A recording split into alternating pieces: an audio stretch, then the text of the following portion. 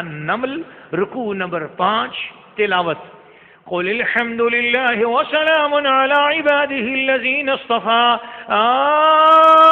الله خير عما يشركون أمن خلق السماوات والأرض وأنزل لكم من السماء ماء فأنبتنا به حدائق ذات بهجة ما كان لكم أن تنبتوا شجرها أإله مع الله بل هم قوم يعدلون أمن جعل الأرض قرارا وجعل خلالها أنهارا وجعل لها رواسي وجعل بين البحرين حاجزا أإله مع الله بل أكثرهم لا يعلمون أمن يجيب المضطر إذا دعاه ويكشف السوء ويجعلكم خلفاء الأرض أإله مع الله قليلا ما تذكرون أمن يهديكم في ظلمات البر والبحر ومن يرسل الرياح بشرا بين يدي رحمته أإله مع الله تعالى الله عما يشركون أمن يبدأ الخلق ثم يعيده ومن يرزقكم من السماء والأرض أإله مع الله قل هاتوا برهانكم إن كنتم صادقين قل لا يعلم من في السماوات والأرض الغيب إلا الله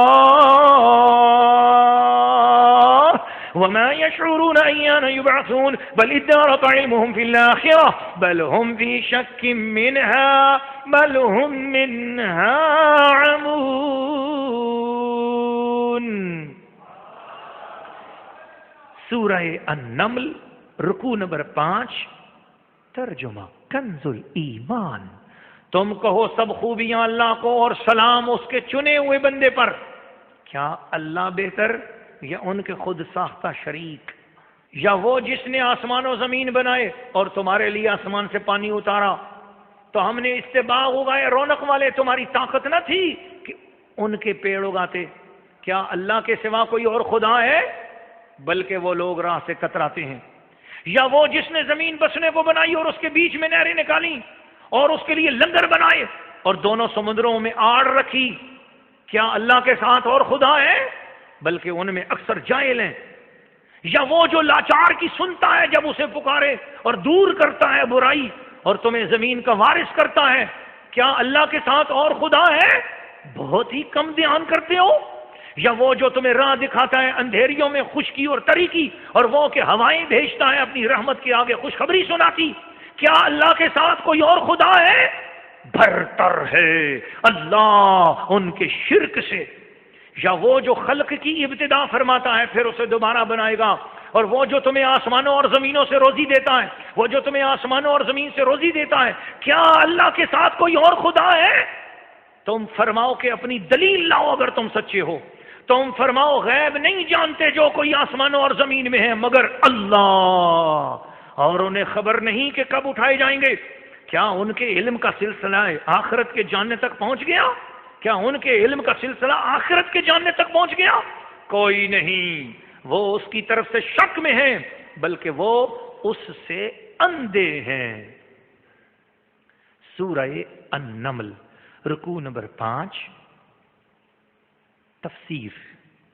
ناظرین و ناظرات، سامعین و سامعات، اللہ تعالی کا شکر ادا کرنے کا حکم دیا گیا اس سورہ نمل کے رکوع نمبر 5 میں کہ تم نے گزشتہ واقعات سن لیے ہیں، میرے انعام یافتہ بندوں کی باتیں بھی سنی، میرے ولیوں کی باتیں بھی سنی، میرے نافرمانوں کے تذکرے بھی سنے، جنہوں نے نافرمانیاں کی ان پر میرے عذاب کی بات بھی سنی، جنہوں نے فرما برداری کی ان پر عطاؤں کی بات بھی سنی، کرامات سنی، معجزات سنے.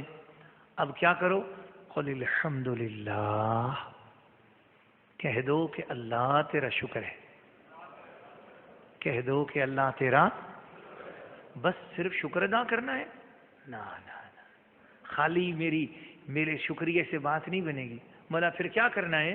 فرمایا میرے شکر کے ساتھ وَسَلَامٌ عَلَىٰ عِبَادِهِ الَّذِينَ اصْطَفَىٰ، میرا شکر بھی ادا کرو اور سلام پڑھو ان بندوں پر جو مصطفیٰ ہیں، جو چنے ہوئے بندے ہیں، ان پر سلام بھی ہو. تو پتہ چلا اللہ شکر کیا ہے؟ اللہ کی عبادت. شکر کیا ہے؟ اللہ کی. تو اللہ کی عبادت کے ساتھ اس کے پیاروں پر سلام ہو جائے تو عبادت کامل ہو جاتی ہے. یہ تو آیت کریمہ ہے اور میں نے اس کا یہ ترجمہ، تو اسی سے میں ایک محبت بھری بات عرض کر رہا ہوں تفسیر صوفیانہ کے طور پر، کہ یہ جو جمعہ والے دن اللہ کی عبادت کرتے ہیں اور اس کے بعد جو لوگ درود و سلام پڑھتے ہیں تو گویا وہ عبادت مکمل ہو جاتی ہے۔ ایک محبت کی بات ہے، فرض نہیں ہے، واجب نہیں ہے جمعے کے دن صلاۃ و سلام پڑھنا، جمعے کی نماز کے بعد کھڑے ہو کر ہاتھ باندھ کر صلاۃ و سلام پڑھنا ہے، فرض نہیں ہے، واجب نہیں ہے، ٹھیک ہے، مسنون بھی نہیں ہے، ایک محبت ہے، جائز ہے اور منع بھی نہیں ہے، شریعت کے اندر حرام بھی نہیں ہے، مکروہ بھی نہیں ہے، مکروہ تنزیہی بھی نہیں ہے، بدعت بھی نہیں ہے، یہ بھی یاد رکھنا، کیونکہ صلاۃ و سلام پڑھنا بدعت تو نہیں ہے نا، کسی زبان میں بھی پڑھو، کسی رنگ میں بھی پڑھو، صلاۃ و سلام بدعت تو نہیں ہے، تو اس لیے بدعت بھی اس کو نہیں کہہ سکتے، بس ایک جائز اور مستحب عمل ہے، کسی کے پاس توفیق ہے، ٹائم ہے، کھڑے ہو کر سلام پڑھتا ہے پڑھ لے، نہیں ہے تو مجبور بھی نہیں کیا جا سکتا۔ جو صلاۃ و سلام اگر نہیں پڑھتا تو اس کو یہ نہیں کہہ سکتے ہو کہ یہ منکر ہے، یہ گستاخ ہے، یہ بے ادب، نہیں پڑھتا تو کوئی بات نہیں، لیکن اس وقت گستاخی کا فتویٰ لگے گا جب وہ کسی پڑھنے والے کو روک رہا ہو، جب پڑھنے والا حضور کی محبت میں جمعے کے دن نماز کے بعد صلاۃ و سلام پڑھ رہا ہے، اس کو کوئی روکے تم بدعت کر رہے ہو، یہ غلط ہے، تمہیں ایسا نہیں کرنا چاہیے، تو یہ جو روکنے والا ہے نا، اب اس کے اوپر گستاخی کا فتویٰ لگے گا، کیوں کہ اس کے پاس ایسی کوئی دلیل نہیں جہاں سے وہ یہ دکھا سکے کہ یہ صلاۃ و سلام پڑھنا شریعت میں کہاں منع ہے اور یہ شریعت کے کس عمل سے ٹکرا رہا ہے۔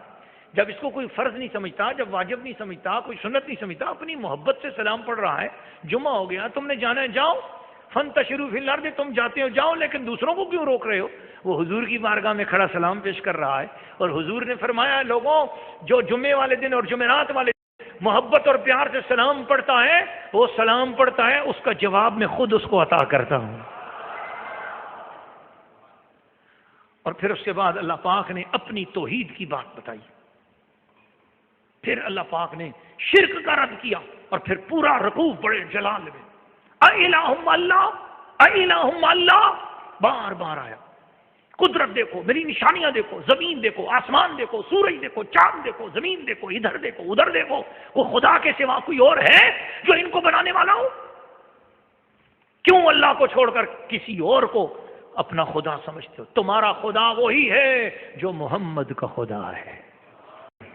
تعلق ہے میرا اہل نظر کے اس قبیلے سے، تعلق ہے میرا اہل نظر کے اس قبیلے سے، خدا کو جس نے پہچانا محمد کے وسیلے سے۔